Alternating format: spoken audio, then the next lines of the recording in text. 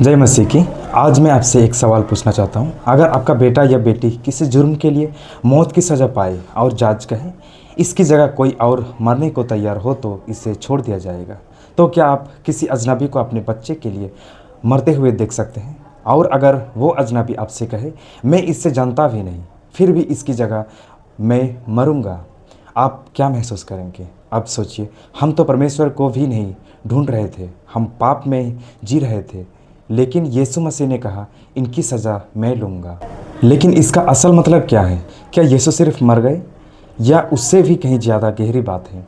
आइए हम समझते हैं पाप की कीमत क्या थी। बाइबल कहती है पाप की मजदूरी मृत्यु है। रोमन्स 6 अध्याय 23 में लिखा है। हर झूठ, हर नफरत, हर लालच, हर व्यभिचार, हर अहंकार, हर पाप, इन सब का परिणाम परमेश्वर से अलग होना है। हम सोचते हैं कि पाप छोटा है, लेकिन परमेश्वर पवित्र है। एक भी पाप हमें उसकी पवित्रता से अलग कर देता है। हम सब दोषी थे, कोई भी अपने अच्छे कामों से अपने पाप मिटा नहीं सकता था। फिर यीशु ने क्या किया? यीशु ने हमारे पाप नहीं किया, लेकिन हमारे पाप की सज़ा अपने ऊपर ले ली। जैसे एक निर्दोष व्यक्ति दोषी की जगह सज़ा खटने खड़ा हो जाए।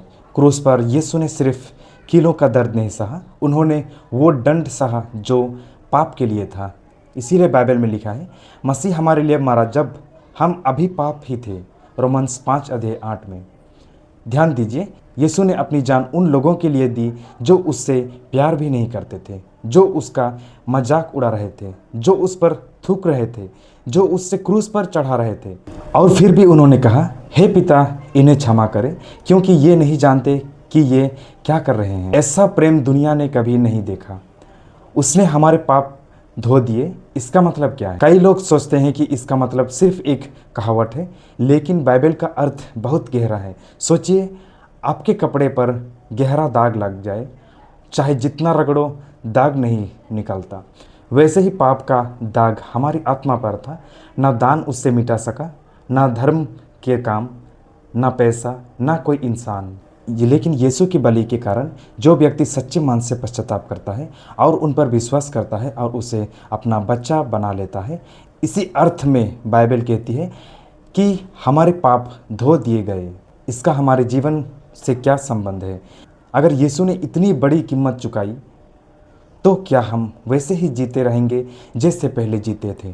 क्या हम पाप को पकड़कर यीशु से कह सकते हैं, धन्यवाद प्रभु, लेकिन मैं अपनी ज़िंदगी अपनी तरीके से जीऊँगा? सच्चा विश्वास बदला हुआ जीवन लाता है।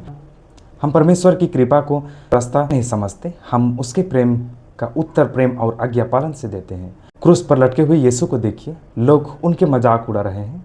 उनके हाथों और पैरों में कील हैं, सिर पर कांटों का मुकुट है, और वो आपसे कह रहे हैं, मैं तुमसे प्रेम करता हूँ, तुम्हारी सज़ा मैं ले रहा हूँ, मेरे पास लौट आओ।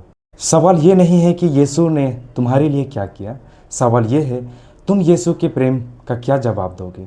आज अगर आपके दिल प्रभु की आवाज़ सुन रहा है, तो उसके पास आइए, उस पर विश्वास कीजिए और उसके साथ एक नई ज़िंदगी शुरू कीजिए, क्योंकि जिसने अपनी जान आपके लिए दे दी, उससे बढ़कर आपसे प्रेम कोई नहीं कर सकता। आमीन।